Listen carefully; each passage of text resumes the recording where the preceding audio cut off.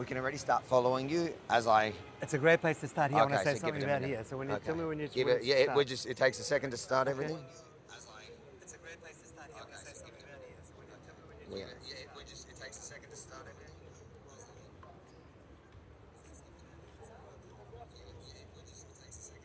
You're sharing on X or just YouTube?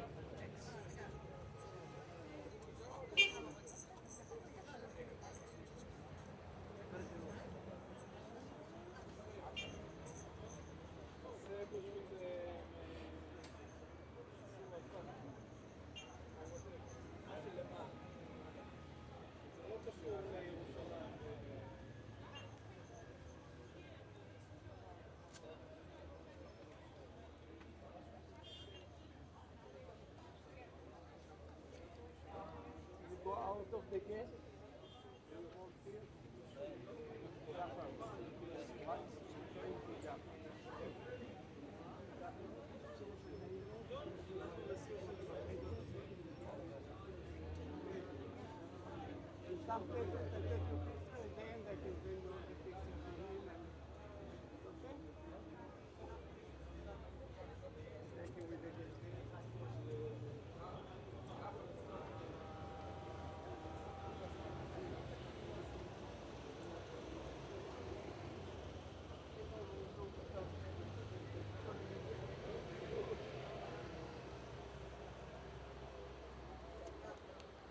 Give it a second, I just got to reconnect Rumble, it says, but it's streaming on a bunch of them already. I'm just going to see if we can get Rumble going as well. You can talk to the camera, just tell them what we're going to do. Cool. G'day guys, Rukshan here, coming to you live again from Jerusalem. We're back in Jerusalem. G'day guys, Rukshan here, coming to you live again. We're just getting this live going and just getting all the streaming platforms set up. So bear with us a moment while we get all this going. It's probably going to be a long live stream here from Jerusalem today as we take you guys around the old part of Jerusalem, the old city.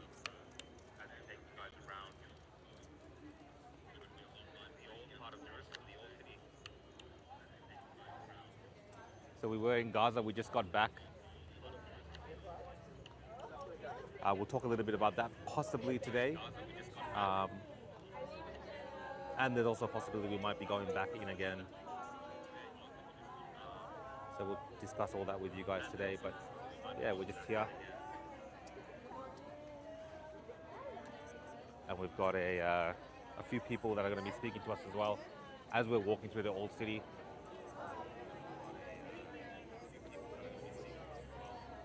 So yeah, let's just show you some sights and sounds as we get this all going.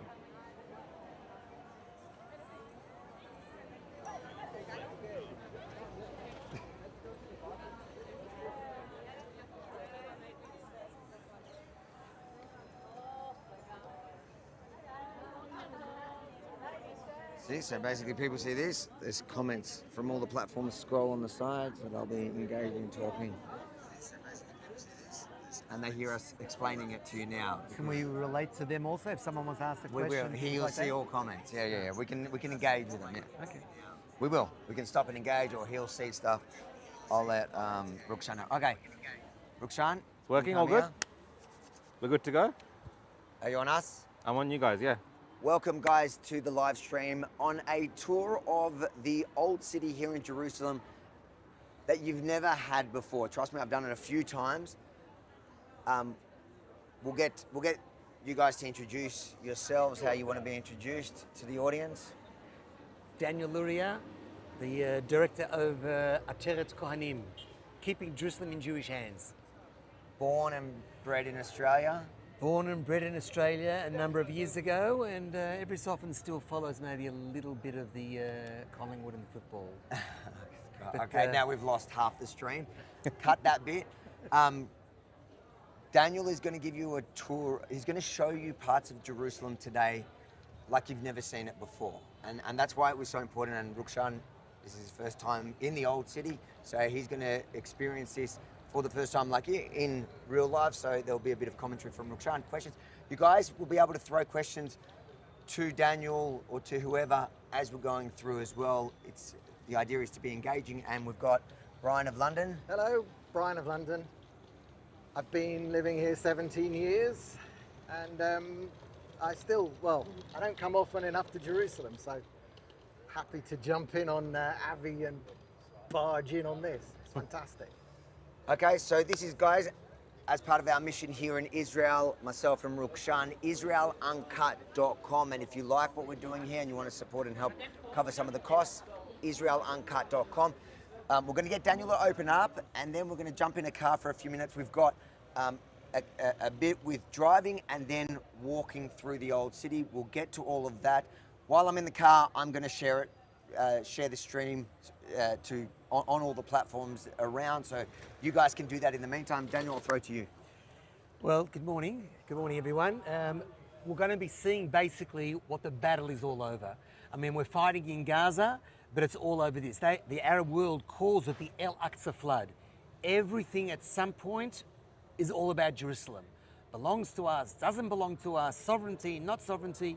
So this organization, Ateret Konim, is involved in keeping Jerusalem in Jewish hands. So we're going to see the heart of Jerusalem that the Arab world wants on one hand, and we in the Jewish world and large parts of the Christian world, of course, that understands that we are the indigenous people here, how it has to stay in Jewish hands. So we'll come eventually into the old city to see what is today called the Muslim quarter, I think, although that was the main Jewish area. But it's amazing that we're starting here at this Jaffa gate, because imagine if Hamas would be in charge here to let you maybe go in. Hamas, PA, and ultimately it's all the same. It's just a snake in, there are snakes that hug you, and then there are snakes that bite you, but it's all much more or less the same. Because in the year 2000, this was offered to the Palestinians. One of the gates, they were meant to get 5 gates of the old city, including the Jaffa gate, offered to them. And in fact, he said no. Now, the reality is that the two-state solution was dead already when Oslo first started. The concept of giving away the land of Israel and parts of Jerusalem is absurd. And for what? We'll talk later about, is there such a thing as Palestinian people, which clearly is a very strange terminology. The other thing to really note for everyone is that the area between where we're standing now and the King David Hotel behind us was actually no man's land. Jordanians were on the walls of the old city. This is no man's land, and the place was physically divided. And Jews were forbidden to be not on the Temple Mount, not in the City of David, not on the Mount of Olives, not at the Kotel, and the Mount of Olives Cemetery was overturned. 25 to 30,000 graves, no one's ever going to know, were ultimately destroyed. Zero tolerance of anything Jewish, and Jews were forbidden to be here. So it's really since 1967 that everything has been opened up. Jordanians have gone back to Jordan, and having Israeli sovereignty here has changed everything. And there's freedom for all religions. Christians now come to Holy Sepulchre.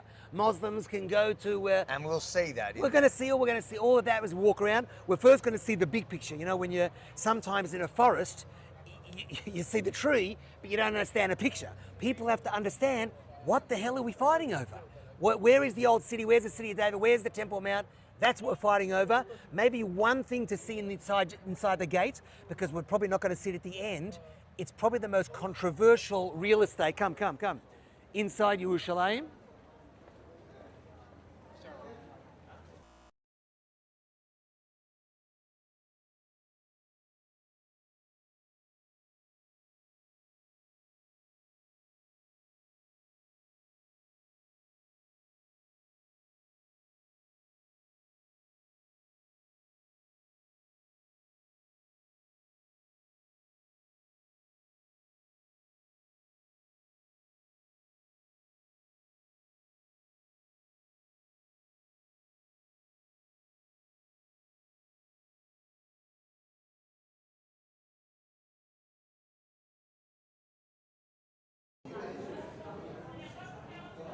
Yeah, back on. You're back. Did you want to tell us what that was? So, what that אין is צ'אנס a בחיים mezuzah. שתזכור It's a אותי, אבל mark. זה There's another one on this wall here. It's a mark of אבל זה entrance. בסדר. And there's a אין little צ'אנס scroll with a בחיים. prayer אנחנו in מדברים, there. כשעליתי לארץ לפני Jews have a habit of 30 kissing שנה, or touching it, והייתי kissing אחד it. מהקבוצות הראשונות And there's in במערת fact there's a הכותל, הקבוצה gigantic הראשונה one שהתחיל from the שמה. airport Hungary that goes down אוקיי, בסדר. towards the passport control. There's a gigantic mezuzah. It's about 2 meters tall. בסדר. I'm just going to share the Where's that? live while we're... Okay. Oh, here we are. So what I was telling you, real estate. It's all about ideological real estate. And these two hotels behind, one was a very run-down hotel. The second one was called the Petra Hotel, where not even backpackers would stay, it was so run down. Both of these hotels were owned by the Greek Orthodox Church, and over 20 years ago, Jewish concerns managed to buy them. Of course, the Arab world went crazy because they wanted to take away Jerusalem. What the hell are the Jews buying a hotel and want to make it great again? In fact, there were people even in the church that wanted to cancel the deal. And they said, why are you taking the Christians out? God forbid the Christians should be taken out of Jerusalem. Of course not. However, what they forget to tell people is that second hotel was actually a Jewish hotel built by the Amslak family from Gibraltar, later owned by the Amdurskis, and it ran as a kosher hotel all the way till 1930, till the pogroms. Now, the pogroms is probably the most important point that everyone has to understand. If we're talking about a Jewish majority inside the old city, if we're talking about Jews on the Mounts of Olives, in the city of David, in the old Yemenite village, what happened to the Jewish life there? So there were three sets of pogroms. Three sets of pogroms, 1920, 28, 29, 1936, 37, where the Jews were physically driven out of all these areas. I ask anyone in the world, what, so a Jew hasn't any rights to come back to the place that he was driven out from? So that's the first thing we have to understand. The second thing we have to understand, I don't mean to offend anyone maybe from England, but the British have a lot to pay for, because it was actually the British who didn't want to protect the Jews in that period. And what happened was they took the Jews out of the old city because they couldn't protect them. There's even a picture, I have to find it at some point, that is an amazing picture where they're being driven out of this particular area right here, taken out. Imagine, Avi, you're in Australia and there's rioting. I'm not sure this happens in Australia, but there's rioting in Australia. These days I wouldn't be surprised. Okay, you're living somewhere, in Richmond, wherever you live, doesn't matter. And the police knock at your door. Police knock at your door and they say, listen, Avi, there's rioting in the streets, people are being murdered, and there's looting and burning and rape. We're taking you out. We're going to move you to Werribee for the next 12 months till things quieten down.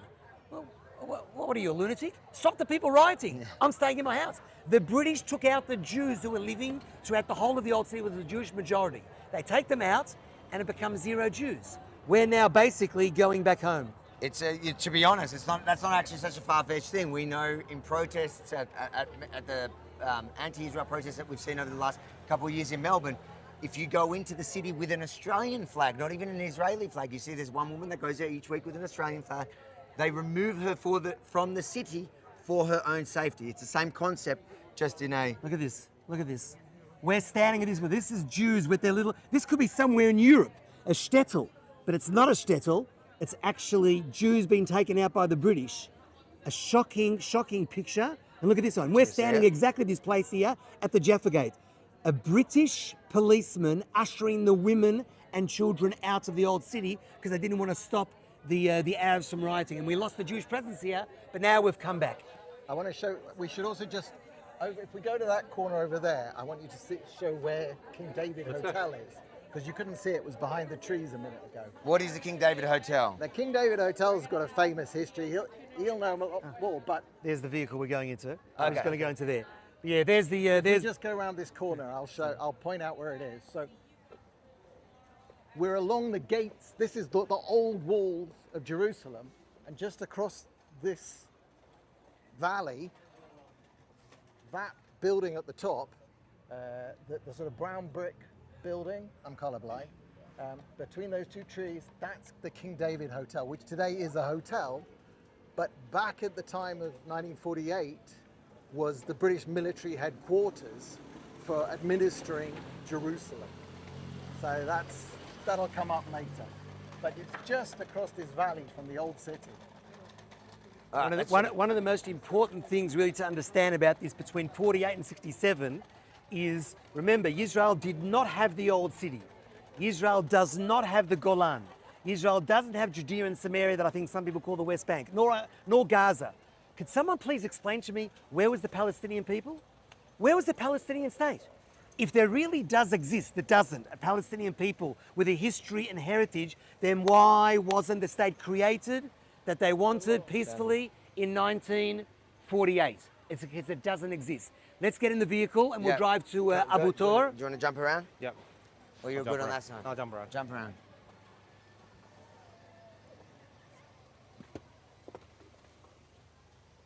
Do you want to sit in the front and then you can stream backwards, or you want to stream No, I'll sit here. this That's fine. there? Huh? Automatic doors, there we go. Best German alright, so keep engineering. You keep talking, it's live. No, so now, while we're driving, it's probably a great time to really understand what is this real estate. Remember, it's the most controversial real estate in the world. Yep. This is ideological real estate.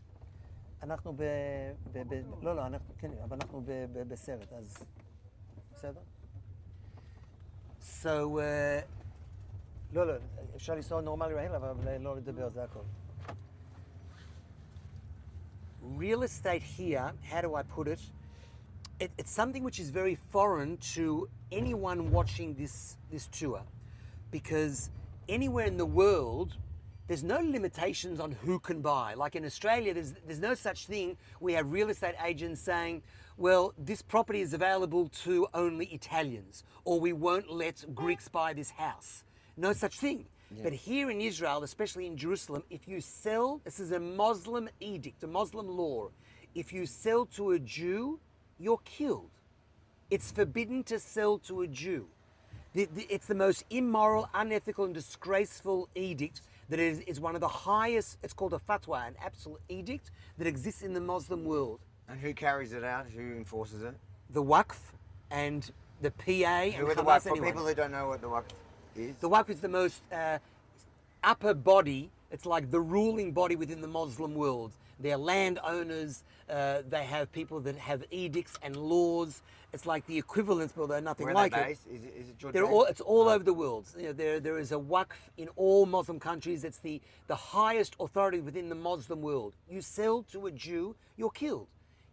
It has to be screamed to the rooftops what they're doing here. Of course, that puts enormous pressure both on the organization who's buying from the Arabs. How do you protect the Arab who's selling? Not only that, but if you're a middleman that may have helped in a deal, you're allowed to be tortured. You're thrown into jail. You lose your Muslim status, and you and your family can't be buried in a Muslim cemetery. So start to imagine what we have to go through and how the Arabs have to be protected, those who are involved in a sale to Jews. Now, there's no shortage of people selling, because in most cases they know they could lose out altogether if any of these cases went to court. Because remember, in most of the cases, Arabs are illegal squatters in old Jewish buildings and old Jewish properties. I mean, the case which is unfolding now at the moment is actually within the Yemenite village, where there are literally 500 to 600 Arabs who have been deemed by the Supreme Court to be illegal squatters in Yemenite property. What would you say to people that are watching this thinking, well, the whole system is skewed, it's unfair because basically you're going to an Israeli court, so obviously they're going to have a bias to the Jews and they're just going to rule in favor of Jews? As it works out in this case, particular case, the Israeli court system is totally skewed to the left. That's why there's all been this judicial reform. That's why the nation, most of the nation, wants to try and change the court system, because it represents a certain type of left-wing non-religion, doesn't represent the country itself, which is also traditional, also religious. Has it ruled in favor of the Palestinians before? Definitely has, in many cases. Okay, Yeah. but that's the context that matters, I think. Because if you think about a kangaroo court in China, for example, where they have a 99.95 conviction rate, that's what most people like. Even I would assume that here, no, it's quite the opposite. But in this case, they couldn't rule with the Arabs because it's so blatant.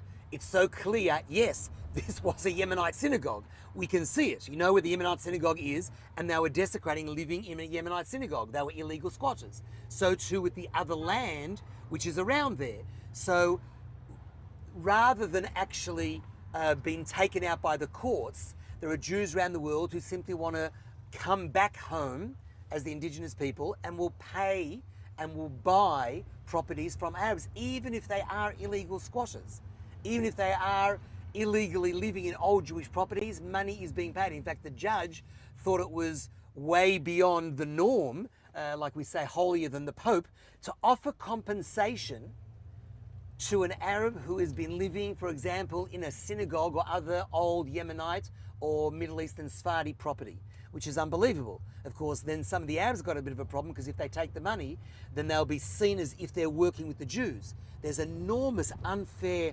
violence and hatred and incitement and intimidation against even moderate Arabs. There are some Arabs, for example, all they want to do is live quietly in peace. And they know that life is great in this Jewish state. They don't want to live, definitely not under the PA, not under Hamas, not in any other Arab country that's here. But unfortunately, there's too many. We've seen that today, and we've woken up very rudely on the 7th of October. There's millions of Arabs that want to see the death of Avi, the death of Daniel, the end of the Jewish state, and the end of the Jewish people.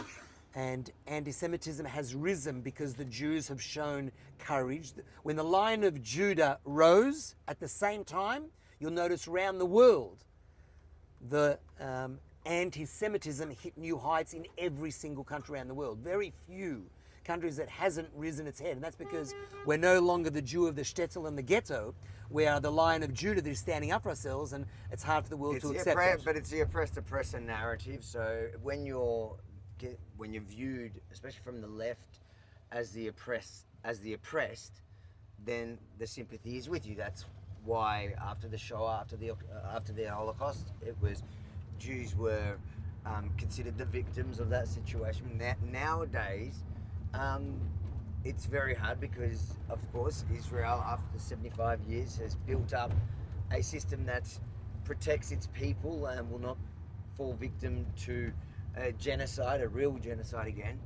And from too many people have fallen for that narrative that everything is oppressor and oppressor, and there has to be an oppressor and oppressor. Tell what the valley that we're going past. This is Gad Ben Hinnom. When we get to the rooftop, it'll all become very clear. It's a bit hard from maybe the vehicle. We're getting out in about 10 seconds. Okay.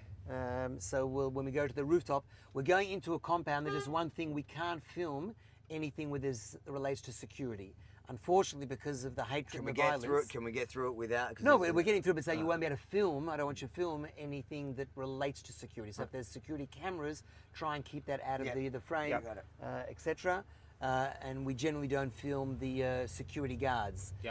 The reality today is in Israel, not just since the 7th of October, that wherever there are Jews living, they need to be protected, not just by police, but by even private security company, because of a certain amount of hatred and violence towards them here. So let us hop out. אנחנו נהיה בפנים כמו כרגיל, בסדר? בואו נצא כאן. Let's go. שני הצדדים.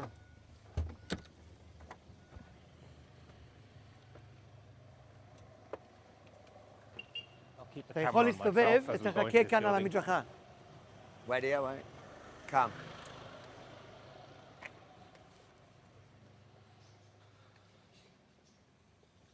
We've just come into a neighborhood, which is actually a divided neighborhood. There's a Jewish side and an Arab side of Abu Tor. During the war, 48... Just try get in without... That's on me. What? The camera's on me. Ah, good. He's got a camera on him, so we can get through the security wherever you want to go. No, it's fine. You're happy, yeah? Yeah, no, that's fine. That's no issue. The government spends $35 million a year on the security of all our families. Let's understand something. Very, very few people, except the left-wing fringe that don't make up a fingernail of my body, everyone believes that Jerusalem has to stay in Jewish hands, that we need to protect the Jews that are living here. The Jews have rights here to be able to buy in every neighborhood. Very, very few people say, no, what are we doing here? Maybe we should hand away the old city and the Temple Mount and the Kotel, the Western Wall, the City of David. It's not really there today. Definitely not since the 7th of October, where the country in many ways has woken up, notwithstanding the many demonstrations in Tel Aviv and the people that went against the reform, etc. We're going to go talk to them, but we're going to hear from them. Let me ask you a quick question on what you said. When you're talking about the Arabs living in this neighborhood, so half Jewish, half Arab, are they Israeli Arabs? Israeli Arabs. The area of Jerusalem in 1948, it's very important to understand. Remember, we lost Jerusalem. There was the state of Israel, even though Arab nations tried to destroy us and drive us into the sea. We won the War of Independence in 48, but Jerusalem, the heart of Jerusalem, was actually lost. The white flag goes up. Even though we won the war, we lost Jerusalem. 19 years later, in 1967, the Arabs once again, for the upteenth time, tried to drive us out. They lose yet another war, and we get back Jerusalem and the whole of what is today called Judea and Samaria, or the West Bank. Now, for many reasons, which is very sad, there's always been this clash between left and right, right-wing Likud, left-wing Labour Party. What do we do about Judea and Samaria? What do we do about the West Bank? Nothing was ever done about it. Left as a question mark area for all of these years. Well, hasn't been good for the Jews or for the Arabs, even though we've come back home to our homeland. Because remember, from the river to the sea is what God gave the Jewish people. There's no such thing as an Arab-Palestine between the river and the sea. That area, nothing was ever done. But Jerusalem, the Israeli government annexed an area and they added it to what was Jerusalem pre-40, pre-67. There is now a united Jerusalem. What happens is the Israeli government builds big Jewish neighborhoods. There's today 215,000 Jews living in what the world says is East Jerusalem. It doesn't exist. It's a totally united Jerusalem. But there's one part of Jerusalem that the Arab world wants, and that's the Holy Basin. It's the old city, the area around. It's maybe 8% of the whole of what was annexed at the time, because most of it's gone. It's an end of story. It changes on the ground. You can't do anything about it. But in the Holy Basin is what the Arab world wants. Arafat said no to the deal in the year 2000, thank God. And Ateret Kohanim, this organization, is buying back this heart of Jerusalem to keep it in Jewish hands, making sure there's facts on the ground. When we go to the rooftop now, you'll see exactly what I mean. It's a phenomenal view from the top here, but to see the whole of the Holy Basin, to understand where is the city of David, where's the Temple Mount. These steps are not made Very for... small steps. Yeah. They're made for you, Avi. Except they're tall and skinny instead of short and fat. I'm being very careful here. You all right? Yeah, it's all good. Oh, wow. Bit of a workout. All right. Look at this, look Covered at the rooftop, this. guys, so Wow, look at this. if you're joining in, we're just getting a tour of Jerusalem. There is no temple, but it's still a magnificent, beautiful view. This is what the battle is all over. When they talk about the El Aqsa flood, when they talk about we want Al-Quds, and the Al-Quds a military wing, etc., this is what they want. What they don't understand, and what the world needs to understand, is that the Jewish people, the only indigenous people to this land that have had a connection with the Temple Mount, with the Mount of Olives, with the city of David, for now 3,800 years, we're not going anywhere. And as the indigenous people of this land, only we have sovereign rights over this land. That doesn't mean to say that Christians and Muslims who accept the Jewish state can't live here. Of course they can live here, 100%. There are plenty of Christians, in fact, we get along very well with the Christian world, who are being decimated, unfortunately, by the Muslims wherever they are, throughout the whole of the Middle East, Gaza, Bethlehem. It's not like the way it was. At least under Israel, they find solace, they understand. And the Christian world understands that we're the ones that have come back home. That we're the ones that are here since Abraham. In fact, if you look close enough, you may even see Abraham, Isaac, and Jacob in your mind. And the kings that walked around here. The city of David slopes down from the Temple Mount. There's the city of David, that little mountain that slopes down from the old city walls. Of course, the place where the Golden Dome is a place for the Jewish people. It's the center of the Jewish world. That's where, of course, the Holy of Holies was, one of the chambers of the temple, the first temple and the second temple, both of which stood, of course, hundreds of years before Muhammad was even born. So, and it's the site where Abraham didn't sacrifice Isaac, which I keep... The rock. Very few people know that Mount the rock Moriah. underneath it is Mount Moriah. Correct. It's called the Dome of the Rock for that reason. In fact, according to Jewish folklore and the source and tradition, that's where the world was created. From that primordial rock of Mount Moriah. Adam and Eve had their first encounter was there. Cain and Abel had their disagreement there. Noah, when he leaves the ark and comes to Jerusalem, sacrifices from there. And as we just heard, of course, the attempted sacrifice of Isaac, it's on that which is under the Dome of the Rock. In fact, that was only built there by Abd el-Malik around the year 700 CE, because they knew the importance for history, for monotheism. And the Arabs don't even actually pray there. They pray in El Aqsa, which is the grey dome. But that's the Temple Mount. In the background, you've got the Mounts of Olives, the city of David, which is today half Jewish, half Arab. Phenomenal tourist centre, archaeology. Wasn't there something that Marco Rubio opened there this just week? now? Yeah. Are you going to show us that in there? Well, we don't go in this. wanna We know. don't go to the So city of David. just for the viewers, The city of David, just understand, the city of David is outside the walls of the old city today. Once upon a time, it was inside the walls. Today, it's outside. But it's just been opened up because we discovered recently the original reservoir or pool of water at the base of the city of David from 2,800 years ago. And the road that went from the pool all the way to the Temple Mount. Of course, the Muslim Arab world, they hate these archaeological things. Why? Because it shows who was actually here. There's no such thing as a Palestinian or Arab people. In fact, even the word Palestine, it drives me bananas. They've stolen the word Palestine. Palestine, according to the world, the arrogance was it from Philistines? Is that what it, initially came to the Philistines. they never want to attach themselves to that because they're obviously from the Greek islands, but the Philistines in the biblical times were because they wanted to wipe out any reference to what's that. But even in our times, forget the Philistines, even in our time, 100 years ago, to this day, the French and the English called the whole of this area Palestine equals the Jewish national homeland. In fact, and San Remo, they gave away 2/3 of that and they created Jordan. But really, from the river to the sea is for sure part of the Jewish national homeland. And so when the Arabs think they can take away and rewrite history, you've got to stop for a second and understand what is the truth and say it the way it is. This whole land between the river and the sea belongs to the Jewish people. We're the ones with the 3,800-year-old connection to this land. Kings, forefathers, the Christian world understands it, the Jewish world understands, and the part of the Muslim world is starting to wake up and realize that we are the son of Abraham that's got this area. So there's the city of David with the road, which you don't see because it's 12 meters underground. You've got the Mounts of Olives in the background, but it's not just there horizontal Jews that have been buried for generations. We've even got a Jewish neighborhood on the Mounts of Olives, a Jewish neighborhood. People alive, the whole world said, no, it's never going to happen. No, no, no. It was discussed in the United Nations, the EU. But today there's a Jewish neighborhood on the Mounts of Olives. Now, opposite, on the other side of the valley, you'd like this as a Yemenite heritage. Yeah. The other side of the valley, Yemenite Jews came here in 1882. Now, we're talking about a time where there wasn't a single Arab living there. There are pictures and titles to prove it, and I love it sometimes. These Arabs, they talk about, we've been here for hundreds of years. There was nothing outside the wall of the old city till 1860. Nothing. It was just the walled city. Sultan Suleiman redid the walls of the old city till 1860, zero. And then there's Mea Sharim, a religious area in 1874. You've got the Russian compound in 1860. And Yemenite Jews who believe the Messiah was coming, maybe someone from your family, came here in 1882. At its peak, there are 150 Yemenite families living here. Sephardi families moved in, like usual. And as Mark Twain saw in 1867, when the Jews start building up things, the Arabs also migrate because things are looking good, quality of life goes up. And they came and they also lived here. And then came those pogroms.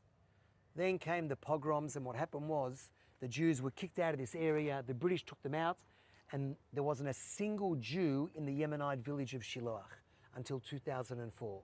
Ateret Konim is able to go back to the Yemenite village, and at what I would call the pinnacle of the revival of Jewish life there was the synagogue. There were a number of Arab families living in the synagogue. I don't know how long you or I would last if we were living in Preston or in Collingwood in some 100-year-old mosque. Probably not too long. But 5 Arab families were living here. Some of them made a deal, and I can't go into the details of what happened. And those that refused to leave, there's no way that the trust could allow Arabs living in a synagogue. And the Supreme Court of Israel ruled. In fact, you can see the synagogue right in front of us. Behind this new building, there's 3 domes. If you look straight ahead of you, first of all, I'll tell you what, go to the tall building at 12 o'clock. At 12 o'clock, there's a tall building, 6 stories high. It's straight ahead of us at the bottom of the other side. As you're starting to climb up the other side, there's a building 6 stories high. That's the first building we moved into in 2004. To the left of that building is 2 orange roofs. Then there's a beige building, and then there's the eyes of intimidation. Throughout the whole of the neighborhood, you see the green eyes in the blue paint there? They are, the Arabs have painted, and a German painted eyes. We're looking at you Jews, we know what you're doing. Our eyes are on you. Our eyes are on the moderate Arabs. Now, to the left of those green eyes with the blue. So you say that it's intimidation of the moderate Arabs as well as the Jews. Well, the truth is, some Arabs have told us that it's against the Jews. We're looking at what you are doing here. We know what's going on. Our eyes are on you. According to other Arabs who have spoken to us, say, no, you don't understand. This is a quiet threat. Don't work with the municipality. Don't work with the authorities. Hate the Jews. Do what you have to. Don't work with, our eyes are on you, moderate Arabs. They're throughout the whole neighborhood, eyes of intimidation. And the synagogue, which is being restored now with those 3 white domes, was literally to the left of them. All around, as we drive down around, you'll see it even more so. And so any part of the Arabs that are living here, are there those that don't have Israeli citizenship, or these are Israeli citizenship? No, this area was annexed after 67, as opposed to Judea and Samaria, where the Arabs were kept as a question mark, as were the Jews. When you go to the old city now, same thing. Same thing. They work in Yerushalayim. They're actually even allowed, they've got a better status, because they're allowed dual citizenship. Jordanian and Israeli. Okay. It's a special Jerusalem status where they can choose whatever they want. It's even better. In Judea and Samaria. Are they different then? So are they different in terms, because they do have that dual citizenship? Is the conflict hotter in Jerusalem and other Israel? Because we often talk about the Israeli Arabs in general around the country. Are they a different kind of, I guess, breed, or is there a different reality when it comes to the Arabs that live here that do have Israeli citizenship compared to, let's say, Israeli Arabs that live in an Arab village up in the north? There's 2 types of Arabs in Israel today. What I call Israel from the river to the sea. There are those Arabs. There are Arabs who are living in Judea and Samaria. That's a question mark area that has to be decided. Hopefully, we will annex the area and be good for the Arabs. Those are not part of the 20% that make up Israel. No. Yep. Now, within Israel, which is Israel proper, so to speak, although I think the whole is Israel proper between the river and the sea, you've got Arabs living in Lod and Ramleh. They are regular, everyday citizens. If you go So my question is, the ones here, are they like Lod and Ramleh? They're the same things. The only difference is that if you still kept your Jordanian citizenship, if you want dual citizenship, you don't vote in the national elections, you only vote in the municipal elections. So you control your life here, but you're not in the national elections. But they have all the rights like anyone else. If you go to the Hebrew University, there are residents from here who are lecturers and students. If you go to the Hadassah Hospital, there are residents from here who are doctors, nurses, and patients, just like every Jew. No difference whatsoever. But the percentage here that identify as Palestinian as opposed to Israeli, that's something else. That's something else altogether. When you're talking about their feelings towards the Jewish state and how they accept or don't accept. That's what I'm asking. That's another story altogether. I don't think there's ever been a survey done what they really think. Anecdotally, do you feel like there's a difference between the average Arab that lives here in their personal identity compared to those, let's say, in the north of Israel that live in Israel proper that's, I guess, much less contentious? I don't know the numbers, and I don't want to even hazard a guess. Okay. All I know is that there's no shortage of Arabs that want to see the end of the Jewish state, and they live within Israel. That's for sure. This argument, there's not that much of a difference between the Arab who lives in Gaza and his cousin who lives maybe in Lod. And we got that proof a few years ago. Remember when we went into Gaza 5, 6 years ago, and suddenly everyday Israeli citizens. But there are obviously there are villages which are Christian Arab inside of Israel. They love the fact that we're here. They know that we protect their rights. But I think it's important for the viewer to understand that when we're saying Arabs, we're talking about. You got to be very careful. Christian Arabs versus Muslim Arabs. I'm talking about the Muslim Arabs who have got cousins in Gaza, who've got cousins all over that don't necessarily love the state of Israel. There's plenty, of course. I met recently. This was the most. My mouth was open for this.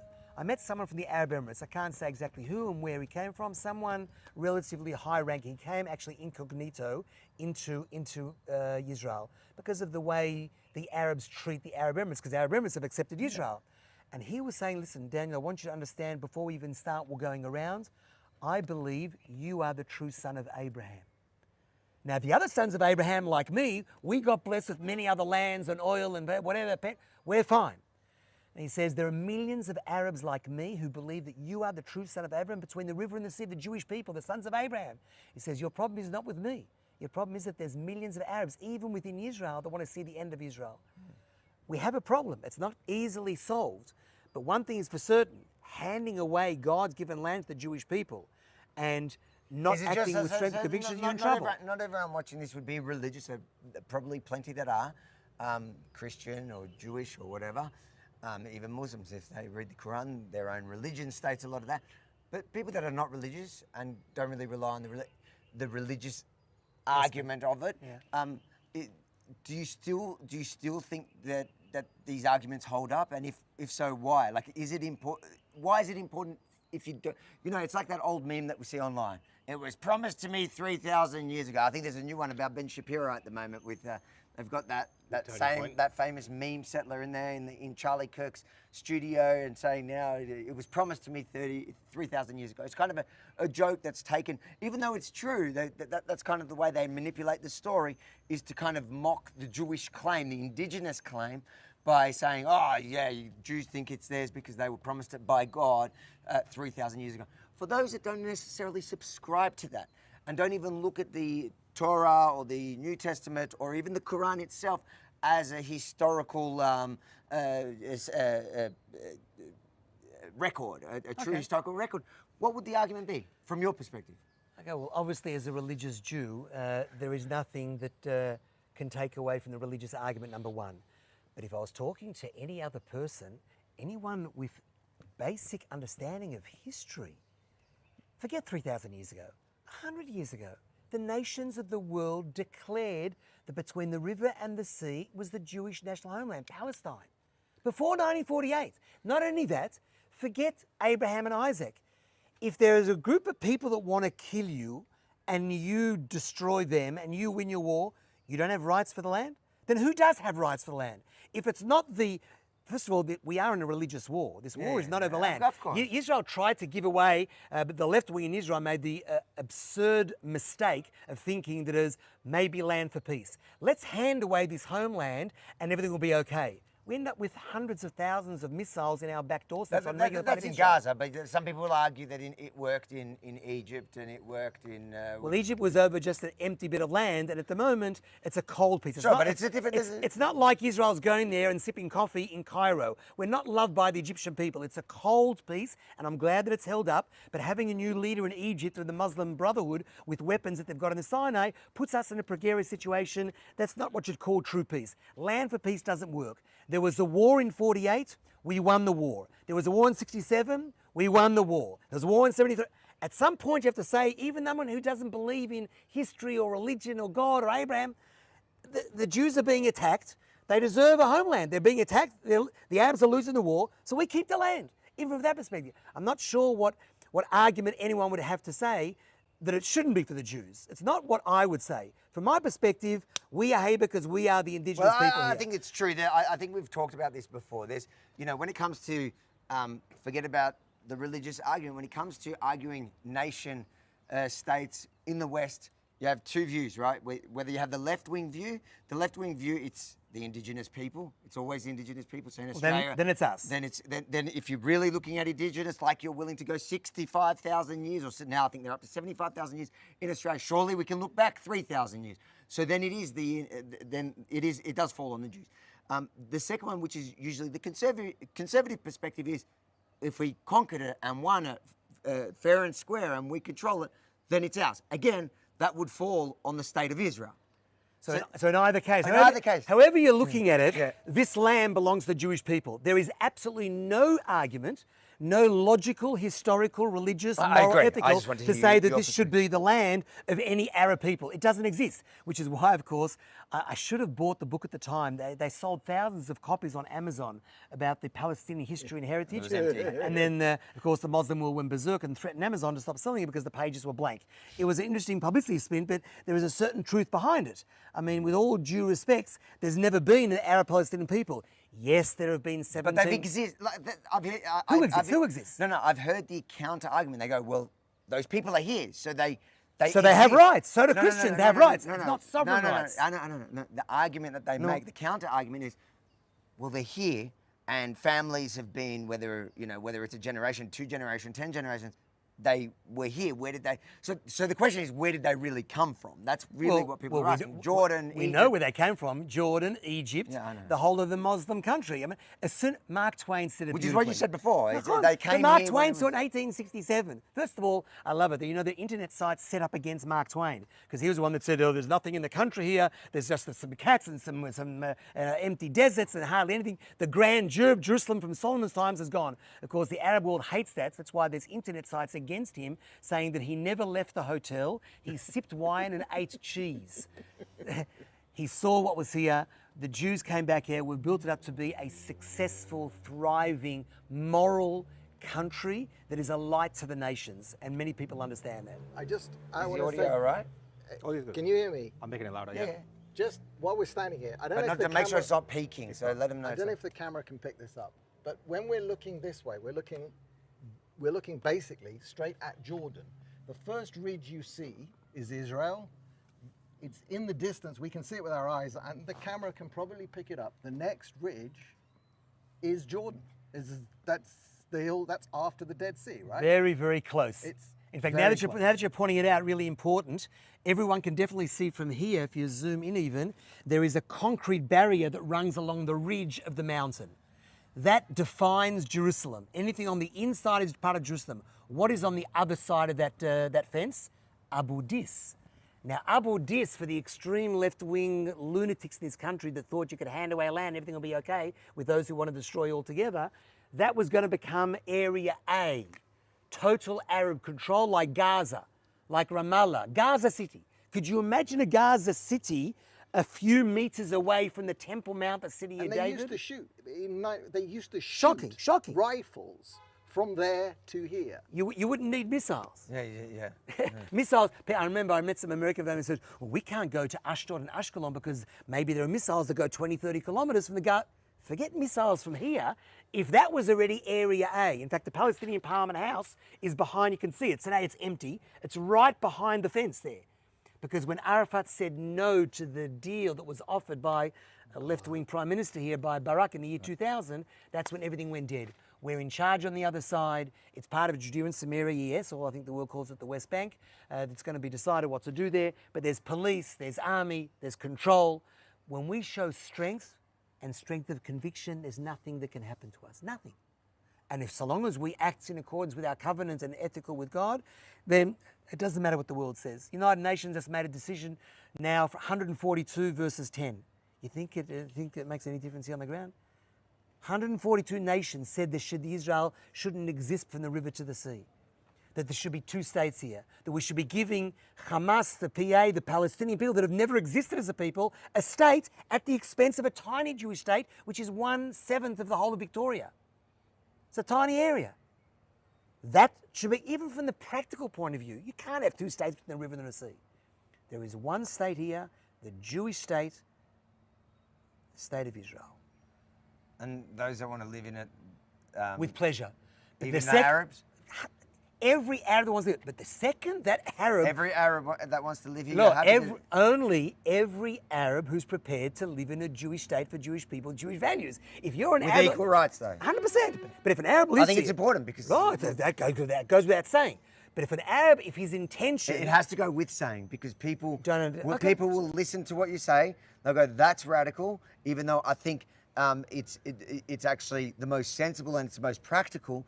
But if you don't qualify it with the people that you're calling Palestinians are welcome to stay any as long Arab, just like the Arab believes in the Lord, if you live in this country, in any country of the world, you live here, you have rights. However, if you're an Arab living in Israel, Jerusalem, Lord Rabbah, and if your whole life is based on a Hamas-like, PA-like, Destroying destroy Israel, throw Molotov cocktails, stab a Jew. Well, that's the same. I think if you In come any to country in the world. if you come to Australia, I think Senator Payne, that's celebrating Charlie Kirk's murder because of a political opposition. I think those people should be kicked out of Australia, and I think the same should apply to any. The citizenship should sovereign be country. revoked. Anyway, we're going to drive let's go. down and around now, up through the city of David, past the Jewish neighborhood, if you want, on the Mount of Olives. Wherever you take us. And then And we'll then go we'll into the old and then we'll city. go into the old city. Everything good with the stream, Rukshan? Yeah, all good. Was the volume a bit low? Yeah, I put the volume a bit up, guys. So And there's no peaking at all? The Beit Knesset, you There's many no guys peeking. managed to, you saw the Beit Knesset, the 3 white domes? Yeah, I think I did. But I got a shot. At 12 o'clock, you see the green eyes Yes. with the blue? To the left of that is a green tree Oh, and then I the see 3 the 3 white domes. domes. I see it. Yeah. All right, let's Right, keep go. going. Go. Careful if you're going down, guys. All right, guys.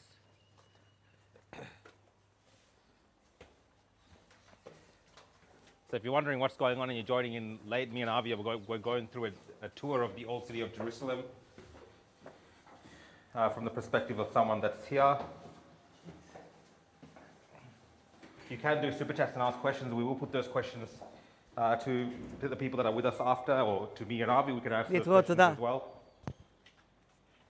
You all right there, Rukshan? Yeah. I'm making it down. All right.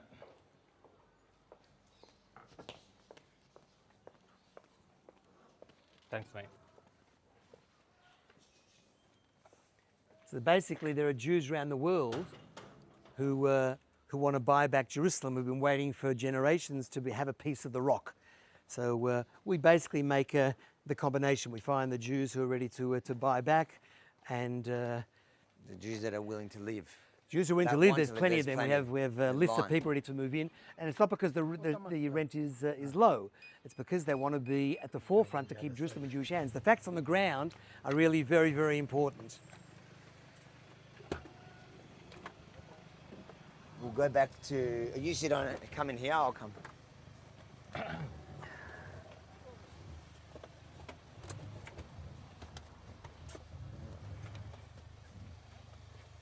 He'll do it. Yeah. What's the button Goes- for it? I think he does. No, it goes by itself. It's fine. It's not straightforward for the families living here, of course, because you know, there's still way too much animosity. I think it'll be another few generations, maybe now with the switch of concept since the 7th of October, of Israel coming down hard and not allowing a violent Arab enemy on our back doorstep. There'll be a change in the Muslim world. The guy from the Arab Emirates, his kids brought up to accept the fact that there is a Jewish state. And when there is a change at the kindergarten level, you bring up a generation. Today's generation of the young kids, all you have to see is, you know, the pride that a young 9-year-old boy felt on the 7th of October, you know, killing and massacring and burning and raping the Jews. You know, this generation is already gone. You know, we have to somehow start afresh. De-radicalized, which is kind of what happened after Nazi Germany. But that takes time. Takes generation. Nachon. But that's something that will happen. We're driving down, by the way, now. It's a shortcut past the Yemenite village in the city of David. There is a beautiful biblical farm here that people can come to and learn about farming in that period. There's a massive, as you can see, there's going to be a chairlift coming around here very shortly to get the public to the old city in the Western Wall of the Temple Mount a lot faster. But a beautiful area that's being redeveloped called the Valley of Hinnom as we drive down towards the old Yemenite village of Shiloach, where today, by the way, we've got 43 families. Notwithstanding the edict that an Arab is killed, there's enough things that we can do to protect them. We sometimes move the Arabs overseas. We have certain things that we do in court also, without going into detail. And sometimes we use a number of middlemen. One Arab once said to us, "I'll sell you the house, but I don't want any Jew to move in for 7 years." So we have a number of Arabs that work with us that maybe go into the building, and 7 or 8 years later, we move into the building, and there's no connection with the first Muhammad or Ahmed that may have sold it years beforehand. So we do everything necessary to protect the Arabs, the middlemen, etc. We're now at the base of the city of David.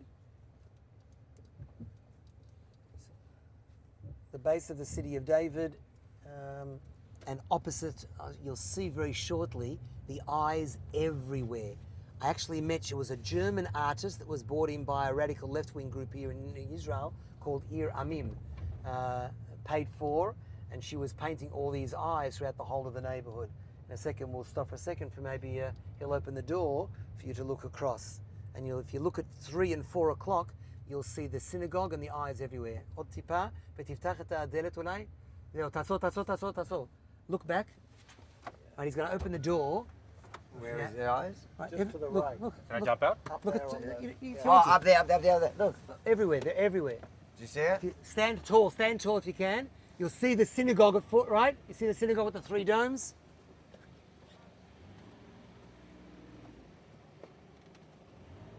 Oh, there they are, they're there. They're everywhere.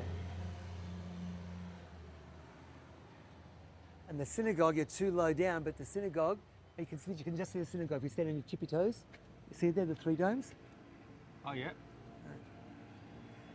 One of the vehicles, these are the vehicles that take our families in and out. Look, Is that in so- my own city, children and mothers going in and out of the Yemenite village require a vehicle like that. Do you know how absurd that is? That in my own capital city, the heart of Jerusalem, because of Arab hatred, violence, and intolerance, we need special vehicles with it because they throw.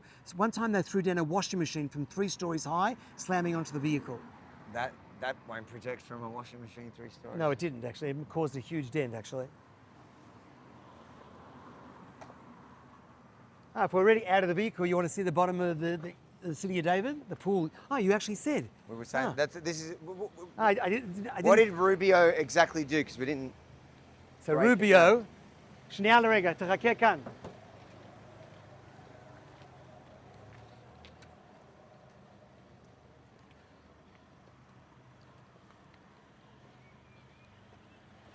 Another vehicle that's waiting to go in and take them out. So at the moment, there is a massive archaeological dig taking place at the base of the city of David. A huge It's in there. archaeological Oh, dig. yeah, it's covered. And there are stairs that were already found. There are stairs that go down to an ancient pool, and there's a road that goes from here straight to the Temple Mount. This is the base of the city of David. So what did? So he opened up basically the road. Freedom a few years ago. But why is it so controversial? Because I read, like, why was that such a big thing? That was. Because someone from America are accepting the fact that the city of David, which is Is the heart of Jewish. East Jerusalem, That's what it is inside, is Jewish and shows the historical connection. 3,000 Because this would be an years. area that, when it's This is reported under in con- Australia, under it would contention. Be, yeah. Contention. This is the They would heart call of this occupied. occupied East Jerusalem. City of David, occupied East Jerusalem. Mind you, King David occupied this area From who? from the Jebusites. Okay, so he occupied it. Joshua occupied Israel. So what? They've taken even the word occupation and made it into a horrible word. There's nothing wrong with occupying your own land. If you are the indigenous people here and you're back home, then of course it should be occupied. It should be occupied with all 12 tribes. Mind you, we only know 2 of them. So this is the base of the city of David. You can see more of the eyes straight ahead of you. 1, 2, 3. Red one up there. We today have got Jews who have moved back to the top part of the neighborhood. It's called the Shiloach Heights. In fact, there's a Magen David all the way up there with that with the 4 balconies. If you zoom in, whatever, there's the Israeli flag at the top there, Israeli flag at the top there. Jews have moved back today to the old Yemenite village, and today there's 43 families there. I'm not saying there's great coexistence. That would take, once again, as we said, some serious change in education in the Arab world in order to see that type of coexistence, basic coexistence. I don't think we can ask for anything more than that. Ma?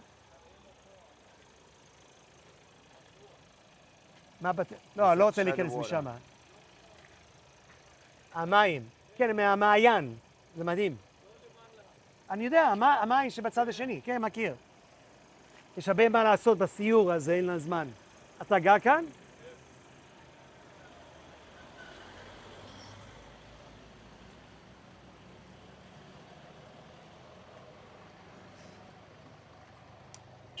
So that's an Arab that lives here, and he's trying to help you with your tour to show us more stuff. He said if you wanted to fill the water that flows out from the I spring. understood that, but what I'm saying is, I didn't feel any kind of. You won't, because you've got the best weapon in the world. What's that? Your camera. Okay. So you say on a normal day he wouldn't have been that polite? No. No. So you think he's acting for the? Let's say more than likely not.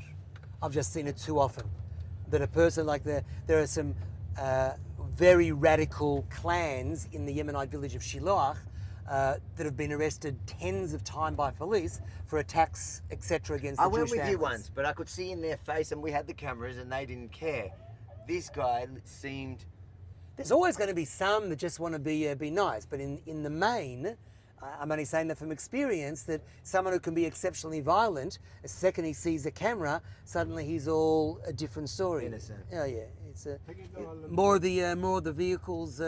This is where they more or less hang out before they drive to the. בסדר, אתה תיסע, זה בסדר, אני רוצה לאט, אני אגיד לך. This is the, we're driving up the middle of the city of David now. We'll come out in a second to the walls of the old city.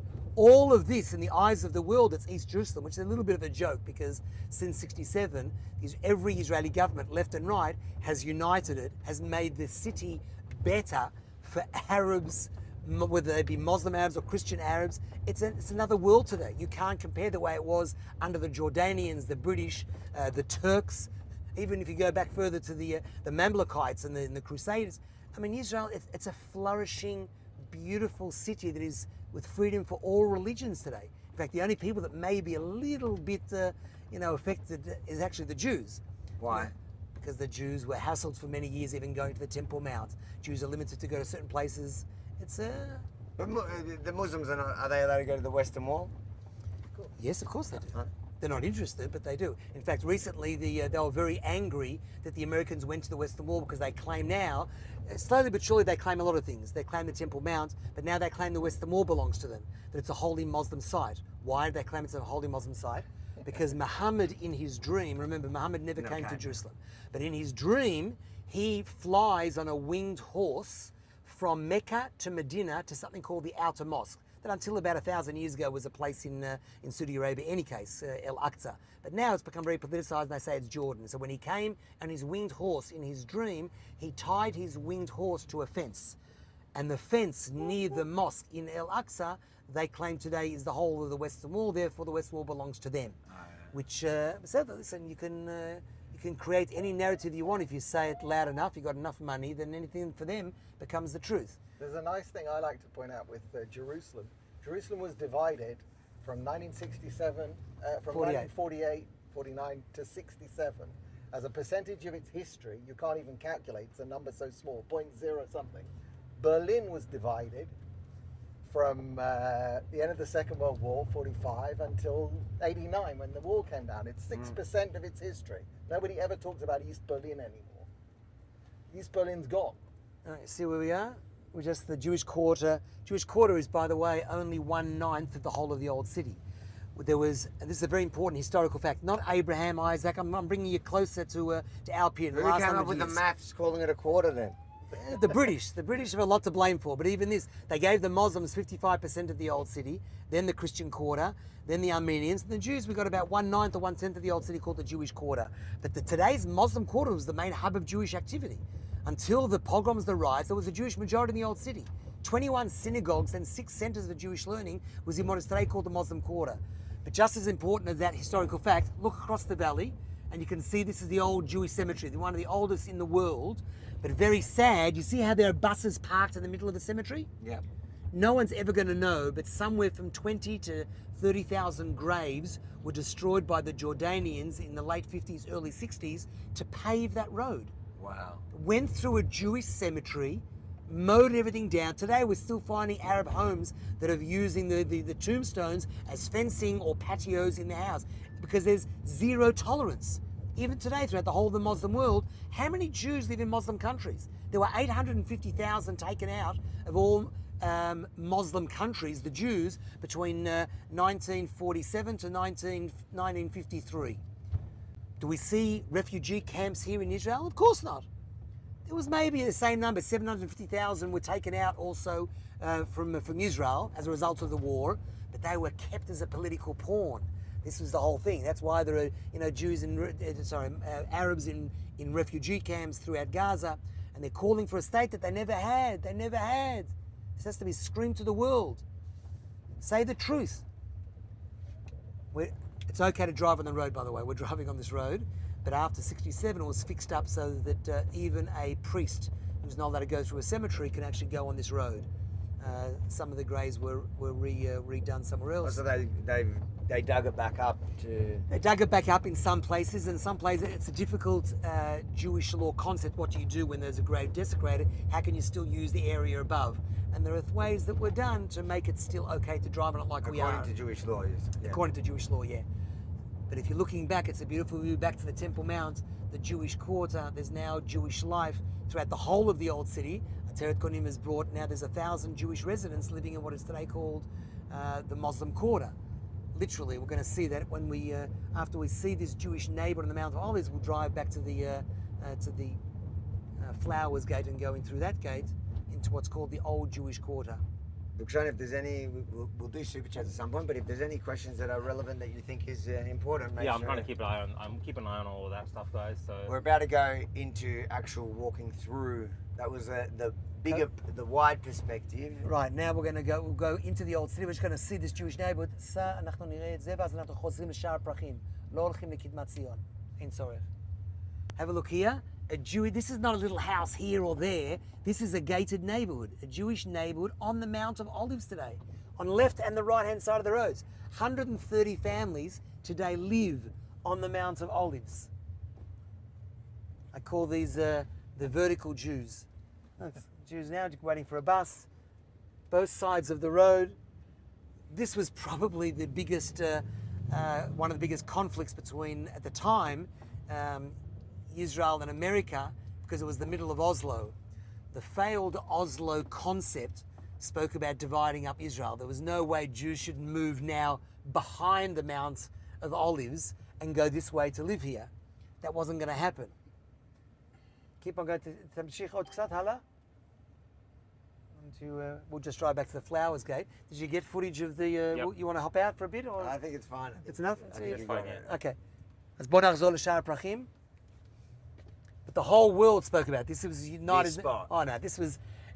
What remember, year we're talking? Oslo. this is the beginning of 1990s. Beginning of the 1990s, when the whole world said, that was the left wing in Israel said, let's maybe take a chance with the Arab world. Let's hand away our own land. Let's uproot Jewish cemeteries, destroy Jewish synagogues. For the sake of peace, let's try and make it happen. Even Jerusalem, let's try and make it happen. That's what the left wing here in Israel said. The right wing begged them, don't do this. It's going to lead to bloodshed. It will lead. They didn't say the 7th of October, but the concept they knew. It's going to lead to a worse situation.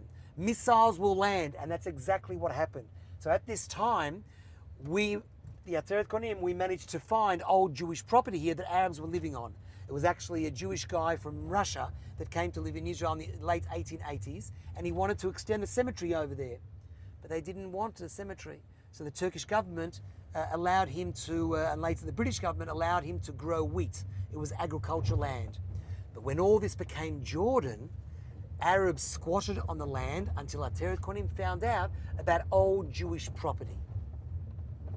We then found people in America and Australia and around the world to help us buy back this whole area. And we bought it back, and against the odds, even though it was discussed at the United Nations, the EU, the Arab League, I remember it was actually Benjamin Netanyahu called us into his office in 1995 because there was pressure from Madeleine Albright to say, no, no, no, it can't happen. And Yasser Arafat made his famous comment, the only Jews I will ever, this is the head of the Palestinian so-called people, the only Jews I will ever allow in my Al-Quds are those who have been here for generations. Who was he talking about? The dead ones on Mount of Olives. Those could be in his Al-Quds. Well, today he's dead and buried. The Palestinian so-called people is now, the truth has been exposed. It's most of the world, the thinking world, the ethical world, the Judeo-Christian world understands, and even parts of the Muslim world understands what their intention was to destroy the Jewish people and the Jewish state.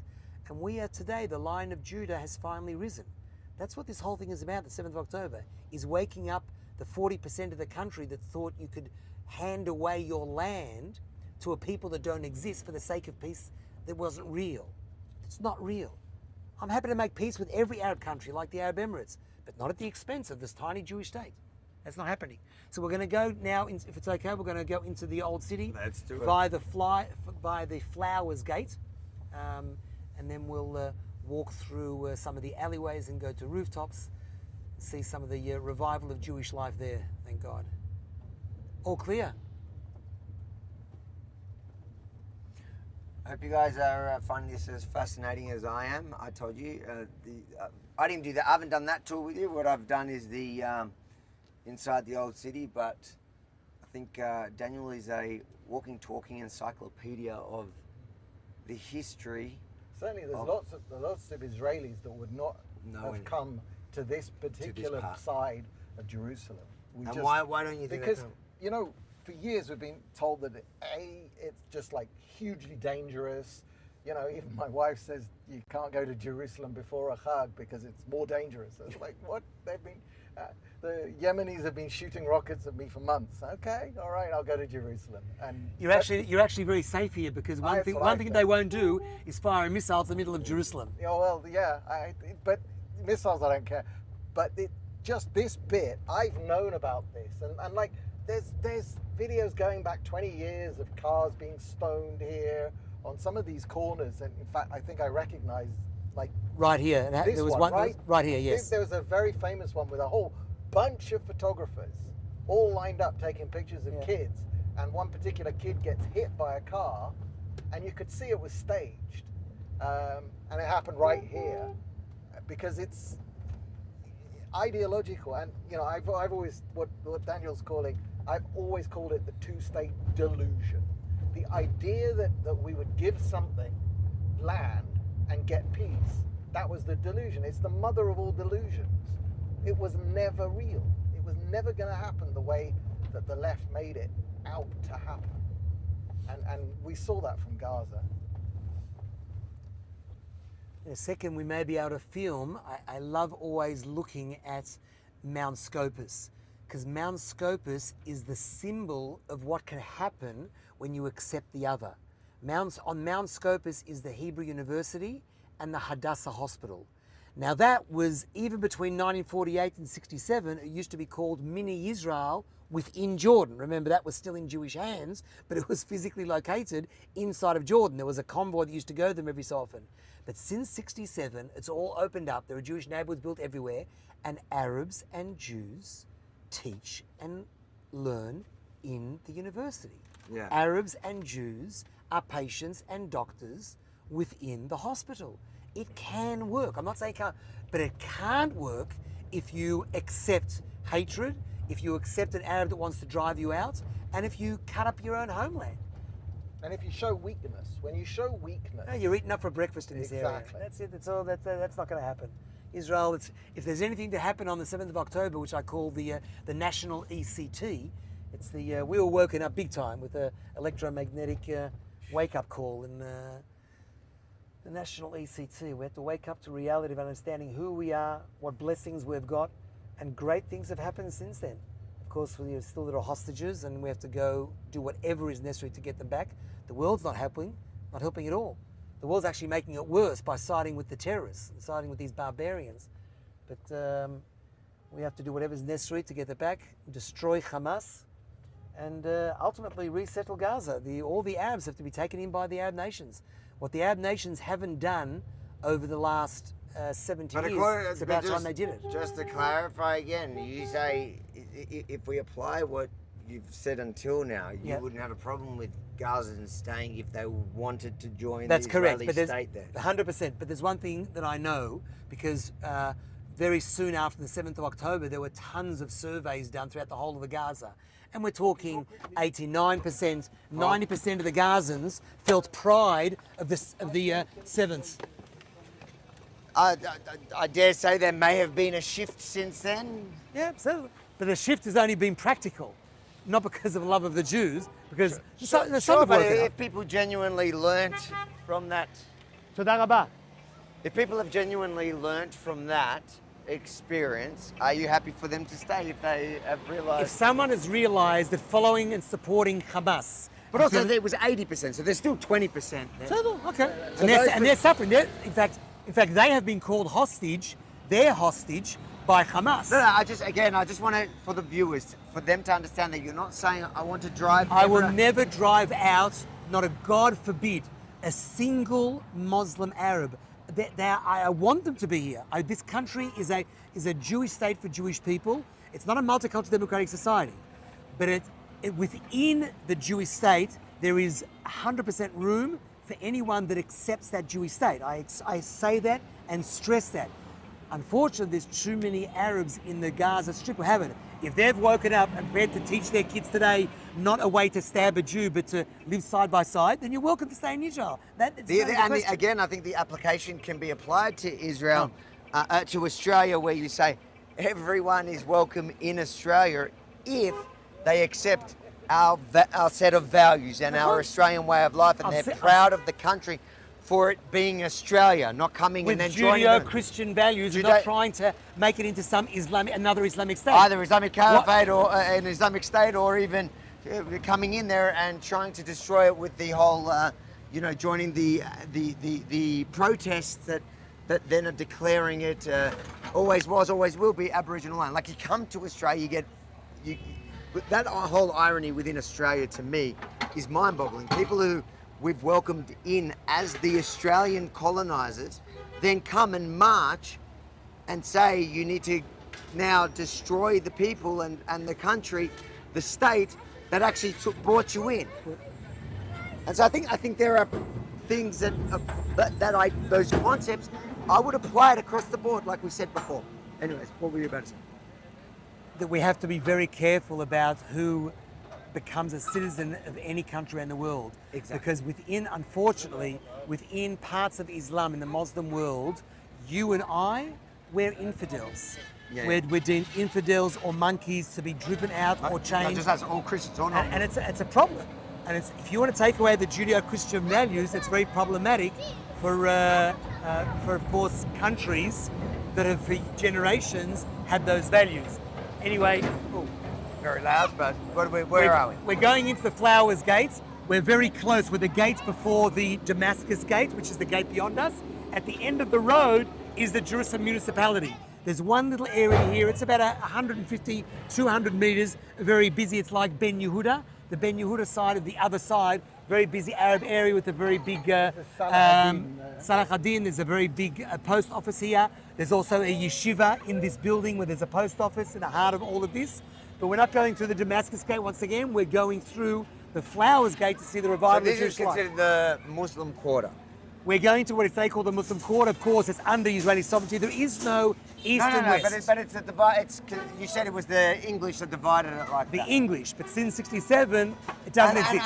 And also, just for the record, because I remember there was this whole when Candace Owens was debating the quarters of Jerusalem. She was saying that, what was her wording, that she doesn't see Israel as a Secular? What? Was it secular? No, as a light of, I can't remember the exact, paraphrasing here, a light of, but as a symbol of democracy, because the old city is divided into Muslim quarter, the Christian quarter, Jewish quarter, which means that they have to live there. But that's not where it comes from and what it is. Not only is she an anti-Semite, she's also ignorant of basic... She is ignorant, so that's why I think basic historical facts. The explanations of the quarters, so I'll make it very clear. In the 1800s, Jews and Arabs are living together in the old city, which the whole of Jerusalem was only the walled city. There was nothing outside the walls till 1860. Everything behind us there doesn't exist. Was there. The walled city is all of Jerusalem till 1860. What we're going in now. What we're going to now. And in the 1840s, 1870s, Jews and Arabs living together with a Jewish majority of the old city. This is a Turkish census and a British census. If she had half a brain, then she would look up basic information in the 1870s, how many Jews were living here side by side with Arabs. Yes, there was a stage where some of the Muslims were getting frustrated that there were so many Jews here. And in fact, the very first Jew who was killed by an Arab, who is actually, you know how there's a number of soldiers killed? Yeah. Every year in Remembrance Day? Yeah. How many soldiers killed? When do you think that started? People think it should start, the very first soldier killed in 1948. No. The count started in 1851 when Rabbi Avram Shlomo Zalman Tzurek, before the State of Israel, a Jew was murdered by Arabs, Muslim Arabs, here in the Old City for being a Jew and wanting to rebuild the synagogue called the Churva that existed from the 1700s. So basically there's a Jewish majority in the Old City, what is today called the Muslim Quarter. Then it was called the Mixed Quarter or even the Kotel Quarter, the Western Wall Quarter, because so many Jews wanted to live close to Temple Mount. When the English redivided it, then they gave the Muslims 55%. The British couldn't handle the interaction. there was pogroms, there was riots, and they sided with the Muslims. So they gave the Muslims 55%, then the Christian quarter. The Jews got approximately 10% of the whole of the old city called the Jewish quarter, not physically divided by barbed wire or walls. So today when the Jews have it, it's one city, and it's just geographical thing divides us in, and you tend to get the Muslim market or the Muslim areas in that side, then the more Jews are in the Jewish. But it's totally intertwined, and now it's even more so because we've gone back. People can live in any of them. You can live in any of them. However, it's difficult for a Muslim Arab to sell to a Jew. Sure. So that's the opposite of what Candace Owens was implying. No. There are Arabs that are being killed. Landis, what is she? For them selling. For them selling. They can live in the Jewish quarter. They can live in the They Christian. don't ask to. They can theoretically if they wanted to. They could buy anywhere. There's no. No. Okay. That's all I just wanted to clarify for those that are.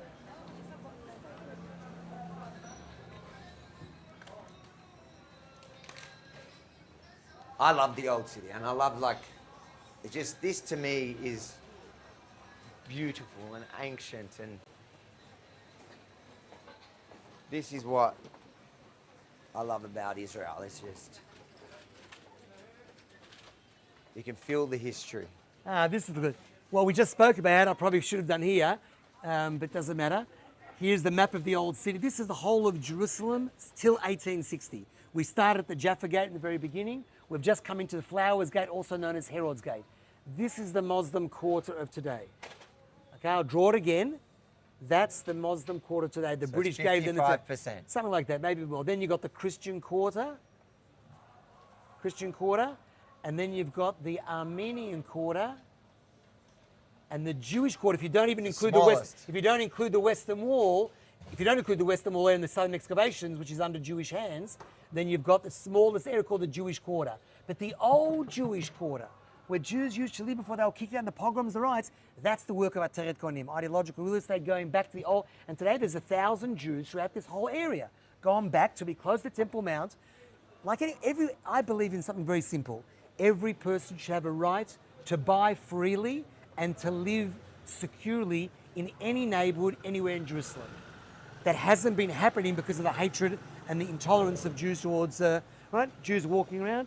See a family, she's walking around. There are cameras throughout the whole of the area which you can't film, but I'll just tell you about them. There are cameras everywhere, 300 cameras. In fact, unfortunately, 2 seminary boys were murdered about 19 years ago before we went to the police and said, listen, there's got to be a certain amount of safety here. And that's when they built a massive surveillance system where they're looking non-stop every day. This is an example of... What's that? Can I film that? Can we go in? Yeah, come in. Every building, of course, has a mezuzah. You see that? That's the same mezuzah that you had at the front. Every building has a mezuzah. It's with holy scriptures on the inside. It protects with God's name, the Shin, which is one of God's names, Shin Daled Yud, which actually means, and God protects the doors of Israel. And every Jewish home basically has one, a Jewish compound. Here there are 2 families living. There's in-house security, there's a playground. I call this area the country club of the old city because it's one of the only areas where the families, there's about 36 families all living within a 2-minute radius walk from here. So they can come here. There's a nursery here for the kids and a playground that the kids can play at. We have about 50 of these compounds throughout the whole of the old city. All part of this revival of Jewish life. I'm not sure if the kids there. You want to film the kids? If they're there, if you're fine. Let's see if they're... Is there a toilet here? We've got one... There. Just there. Small bush next to it. I turned off his mic so we don't have to hear him. Turn it off? I turned his mic off so we don't have to hear him peeing. Shakwa.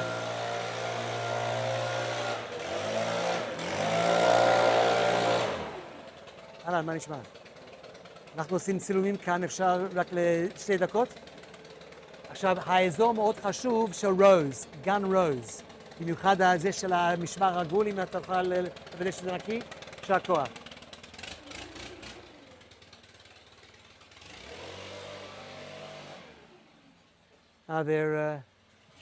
I thought they'd be playing outside, but anyway, there's a playground, a nursery, and this is one of the, remember the families that all pay rent.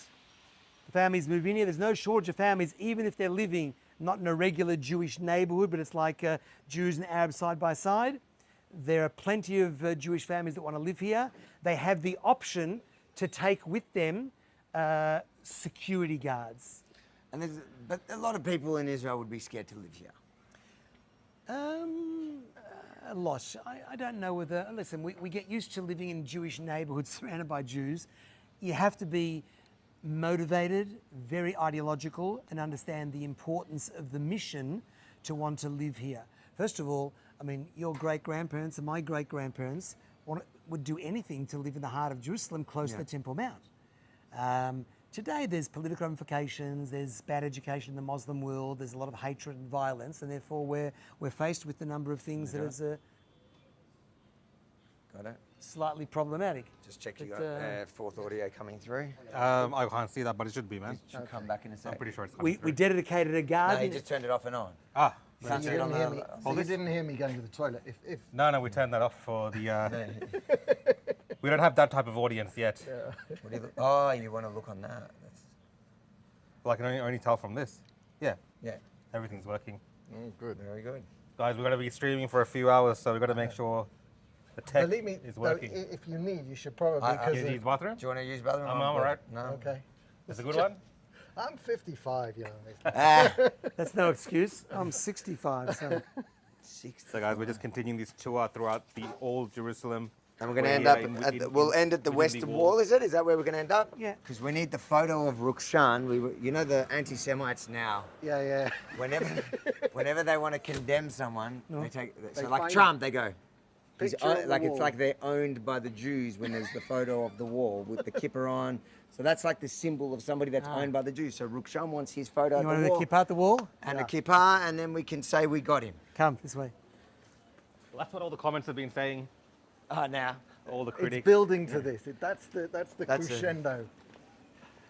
Look, hopefully some of the haters who hate watching can get some education on the real history of this place.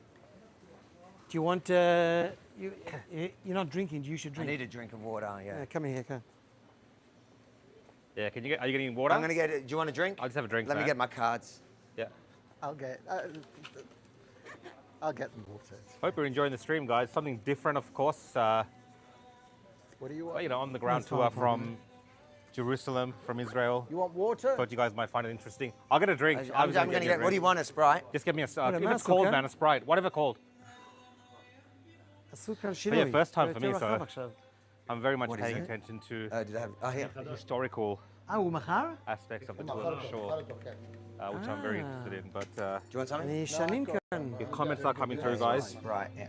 כן.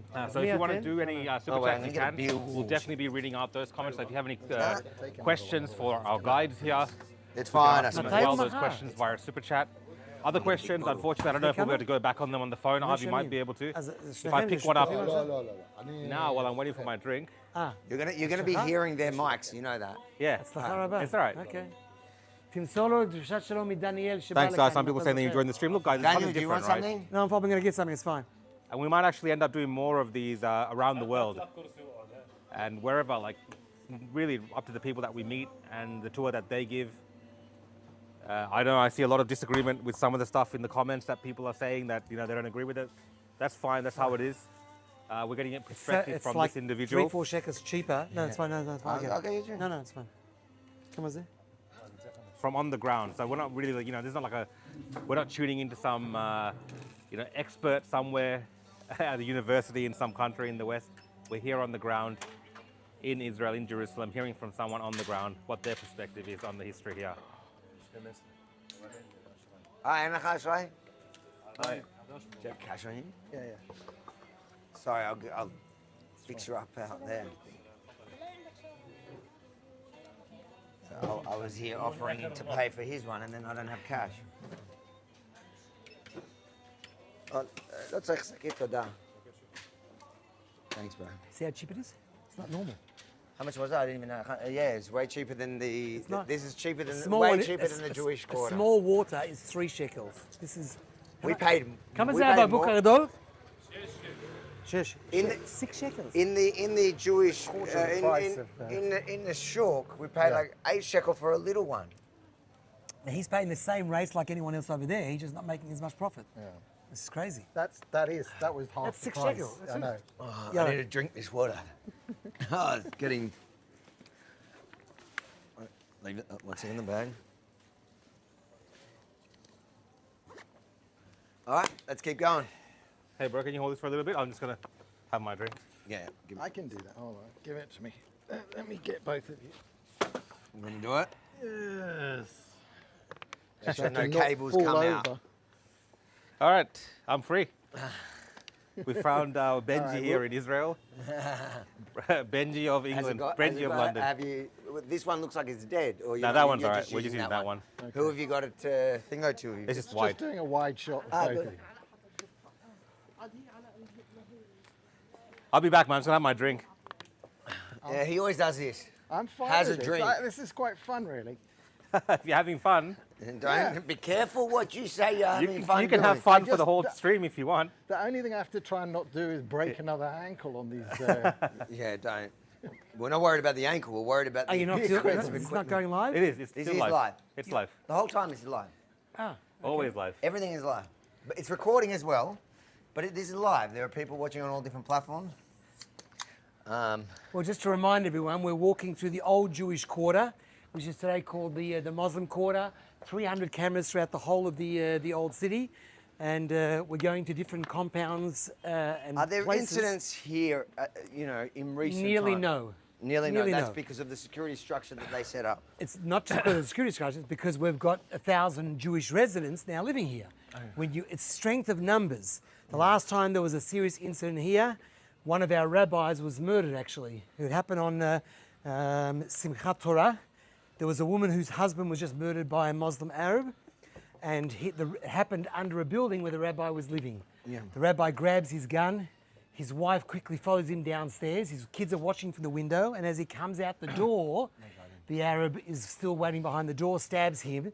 The wife is screaming and crying. The kids are smashing on the window and crying upstairs. The father's rolling on the ground. Unfortunately, before the Border Patrol police could get there, it was too late, and their When rabbi was was this? killed. 7 years ago, 7 or 8 years ago. So that's the last major incident here. Yeah, in this area, Yeah. there was another South African guy that was a tour guide that was murdered in the Shuk about 2 years ago or 3 years ago. In the But shuk here. otherwise, yeah, but otherwise very, very So the quiet. shuk here, Rukshan, is the old city market. That Yeah. was the one I described to question you, I which is mainly Arab. Yes, yeah, but everyone was. It's a regular touristy Shuk. Yeah. Massive building. It's a huge building now in Jewish hands. It's a beautiful building. In fact, this whole area, there's one building here, 1, 2, 3, and 4. It's in some ways, it's like the Jewish quarter. Depending on how many families live there, this one was owned by the first banker in Israel Ravi? that came in 1835 from the Valero family. No, no. Shalom, Ara, מה נשמע?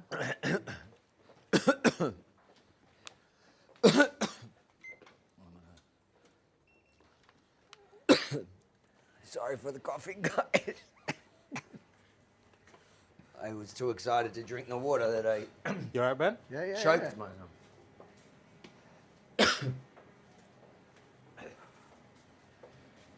A beautiful, quaint courtyard here in the old Jewish quarter.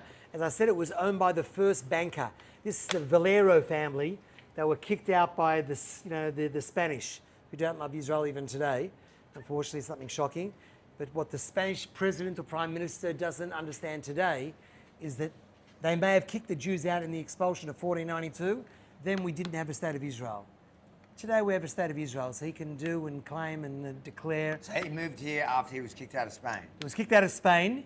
They first went to the Scandinavian countries, then it ended up in Constantinople. And in 1835, he comes here. He opens up the first bank in Jerusalem called the Valero Bank. There was their own currency, very well known amongst the Jews and the Christians. But when the pogroms came, there were some Jews that basically were just kicked out altogether. Other Jews, they saw the writing on the wall and sold out altogether. He was a bit astute and felt the atmosphere wasn't right. He sold out altogether. So when we bought this building back, it was owned by some Arabs. The Arabs who were living here, though, were protected tenants. It's an old British law that was taken on. I'm not going to get into it. It's a bit too complicated. But they had protected tenancy rights. So there was now, once again, Jewish owners, but there were Arabs living here. The Arabs changed over the years, and about 12 years ago, there were 3 Arab families living here, 1, 2, and 3. They hated each other. They were like brothers. I think they were brothers, didn't get along whatsoever. 2 of them sold out altogether, and the 3rd one didn't sell out. Didn't sell. He was no longer a protected tenant, but nevertheless, the organisation had to organise or facilitate Jews to buy him out in order to get the building properly back, because there were no longer rights, but he was living here, so therefore had to be bought out. He had Hamas flags, PA flags, Muslim writing, but in the Arab street, he was like the hero, didn't sell out like his other brothers. But of course, the courts ultimately ruled against him. He had no rights here. So he had to leave. He had to pay court costs, but he was let off the court costs if he left quietly one day, which he did. And today there's Jewish families living there. There was one family living in 28 square metres until they had 2 children, in 28 square metres. So we moved them to a slightly bigger apartment of 45 square metres. When they got to having 9 children, we did an adopt a family project, and now they're living in a slightly bigger apartment. There's a beautiful family up top there, the Weinberg family. I mention their name only because they're very well known, unfortunately for sad reasons. About 4 years ago, there was a shooting, once again by Muslim Arabs, when Jews were coming out of a synagogue on a Friday night in Neve Yaakov. On that same Sabbath, there was a family. This family was walking around the city of David, and an Arab boy, 13 years old, started shooting up the whole family. The father quickly turns around to grab his gun. He gets shot through the stomach. Ended up being in hospital for a day. It was very light, but he ends up laughing that he's got 3 belly buttons. That's 1, 2, and 3. So that was him. The son, who was an elite unit of the army, no one's ever going to really know how he managed to shoot the Arab boy who was shooting up this whole family, but he managed to grab his gun, but he ended up himself being shot through the chest. But his gun was the one that got the Arab boy, but he got shot through the chest. Maybe the split second as he got shot, before he got shot, he was in hospital. He had hemorrhaging in the brain. He had an infection in the heart. He lost litres of blood. It was, I remember it was a Wednesday morning, and the family sent out a message, please, prayers. I don't know if he's going to make it through the day, with issues both in the brain and the heart. He was in a coma. You have to look on the internet. His name is Nadav Weinberg. 3 days after this Wednesday morning, on that Sunday afterwards, he walks to the kotel in his uniform to the cheering and singing of his this elite unit. Wow. It's unbelievable. He got. So he survived it. He survived it. He came out of the coma, managed to get through everyone thought he was gone, and I think he just got married a few months ago, back in the army. And he's the son of the. And I think it's an important point because in one of the interviews it's brought up, Rukshan, in the Knesset when we were talking about it, Yep. Which is still to come. Those we didn't do live, but that you're talking about a 13-year-old boy shooting. So when we talk about women and children in Gaza that are killed, of course people are getting killed in the crossfire. Of course there is babies that are killed. No one's denying that, but we also don't know how many of them are child soldiers, Yeah. child I mean, fighters. radicalized child soldiers are a problem in many theaters of It's war. huge because you end up dying. Yeah, because that's why they radicalize the children, because they can get rid of that filter completely between, what's considered a human life, and they can just do stuff on command. There's one of our families here was in a situation. He himself got hit with an RPG. The situation was there were 2 kids on bikes that were riding around one of the alleyways when his unit was coming down one particular street. They were trying to find an unrise building. There were kids on bikes that were driving around in this crazy situation, getting information. They didn't know shoot or not shoot. They don't shoot. Within 30 seconds, their location has been found out, and there's RPGs everywhere. It's a really problematic situation. Some of these civilians, first of all, they've been educated to hate and to kill. They've been used and abused by Hamas. And it's an impossible situation that Israel finds itself. When they talk about human shields, it's very real. It's not just human shields. It's not necessarily standing just No, behind no, them. no. It's using them It's using, it's abusing, it's making sure they can't leave if they want to leave. There's plenty of our Gazans there who are probably like that guy from the Arab Emirates I spoke about earlier. That all they want to do. That's what I was saying. That's who what I was wanna saying live to in you. peace. And those are the ones that you're happy for them to stay. Yeah, 100%. Listen, at the moment, Gaza, I don't know what's going to happen with Gaza. Gaza, unfortunately, has been used, I think, for too many years as a political pawn, like a lot of the Arabs have been used against, let's not take them into the 21 Arab countries, 22 Arab countries. Let's lead them in order to constantly have a go at Israel as a knife, as a two-state solution. For what? They have to be taken in by they have to be taken in by the Arab world. It may be 70 years too late, but it has to be done. It can't be done in Gaza. I mean, Gaza, first of all, the only way to rebuild Gaza, first of all, you have to lower the ground level 25 or 30 or 40 metres for a start. There's 500 kilometres, they believe, maybe even more, of tunnels underground. Israel has destroyed what? We think it's such a big deal every so often. It's great what they're doing. A kilometre here, a kilometre there. There's hundreds of kilometres. So to even rebuild everything, I'm not even sure how it's going to happen. Anyway, this is a beautiful courtyard. Today we have 4 families living here. There is a project, of course, to utilise this area here to extend 2 tiny apartments to make more space. But this is one of the compounds. Remember, we're in the old Jewish quarter where Jews have gone back to. There's now 1,000 Jews here with 4 centres of Jewish learning, yeshivas, and about 95 families that have gone back to the area. Now, I would normally take people, whether it be press or otherwise, to a building called the House of the Photographer after this particular building. For years, it was the most unbelievable views, looking over everything. It's called the House of the Photographer, not actually because of good pictures, but because the founder of the organisation, Mati Dan, 25 years ago was looking for a photographer that owed us pictures. Someone in the office tries to call up and couldn't find them. So what happened was, the founder says, give me the phone number, I'll call a bit later. He dials up, and this is the photographer that lives in the Jewish quarter. He goes, and he speaks in Hebrew, but I'll translate. So, is this the photographer from the Jewish quarter, from the Old City? The guy at the other end of the phone answers in English, and he says, I live Old City, but no photographer here. What do you want, please? What do you want, please? So he could tell straight away this is an Arab living in the Old City. So it was a half joke. He said, I'd love to buy your house. He says, who told you we sell? You Jew or Arab? Jew. Not to discuss any details with the Jew over the phone. Meet me. He met him and his father at a coffee shop. The guy says if we can get for him a job in Manhattan, he's always wanted to live in Manhattan, we can buy his place. So we spoke to a guy that owns hotels in Manhattan, shipped him and his wife and his 2 kids overseas, and to this very day, that guy's working in this hotel.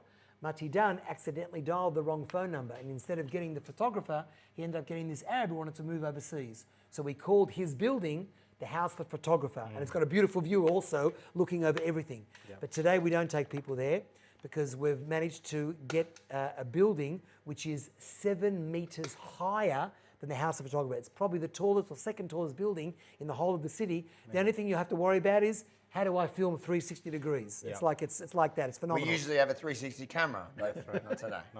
Not today? We didn't bring it today. No, you probably. Oh no, you don't have. I didn't bring it That's today. the mount. So you do quickly a panorama. We're joking. We do it like We'll do a panorama. We do have a 360 camera, but you don't put the whole.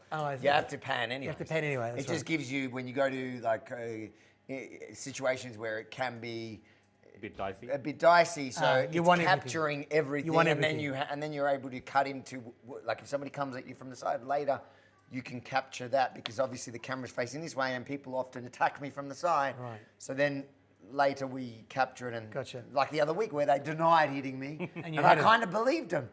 And then later, like in the footage, like when my security jumped in and tackled the guy, he's like, "What are you talking about? I didn't do anything." And my security was like, he did.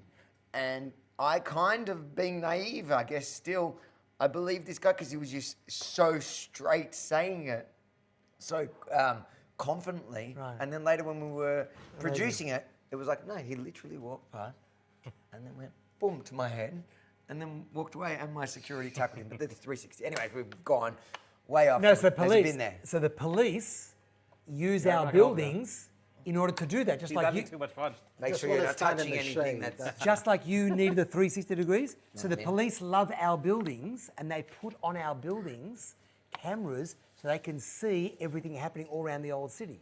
We have arranged with the police. They love the fact that we're all over the Look, place. usually I'd be anti all the surveillance thing, but Well, here it's a unfortunately must. in the old Here- city, here there's it's no choice. survival. Do you want the bin or you not? I want the bin, yes. That's what I kept telling him. The microphone must be.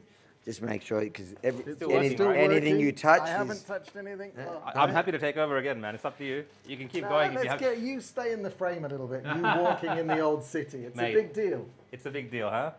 Yeah. It's great to be here in the old city of Jerusalem.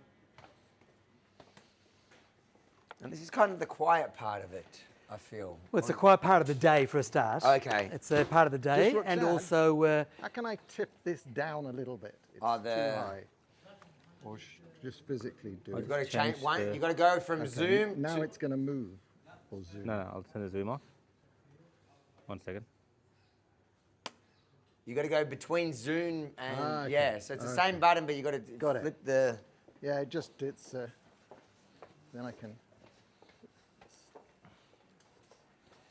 how long are you in town for? We are early next week, yeah.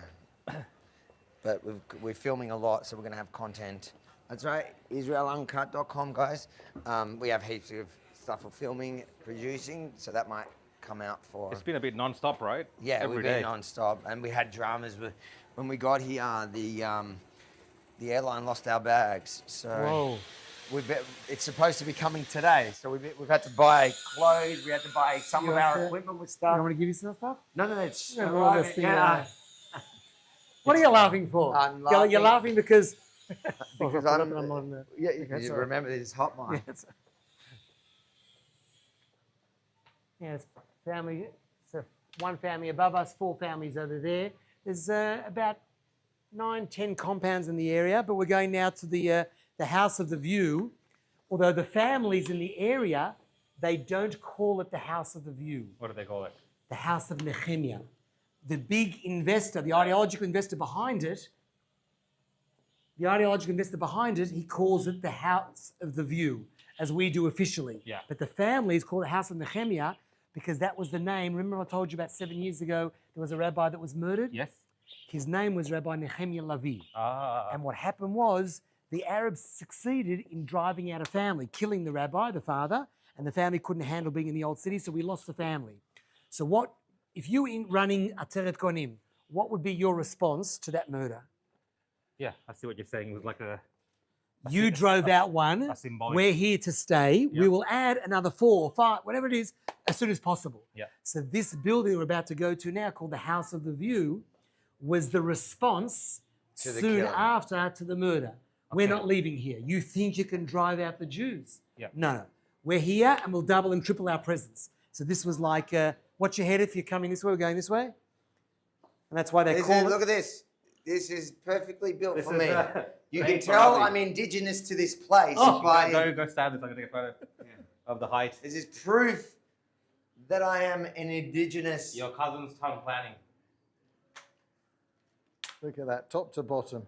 The whole of Avi Yemeni.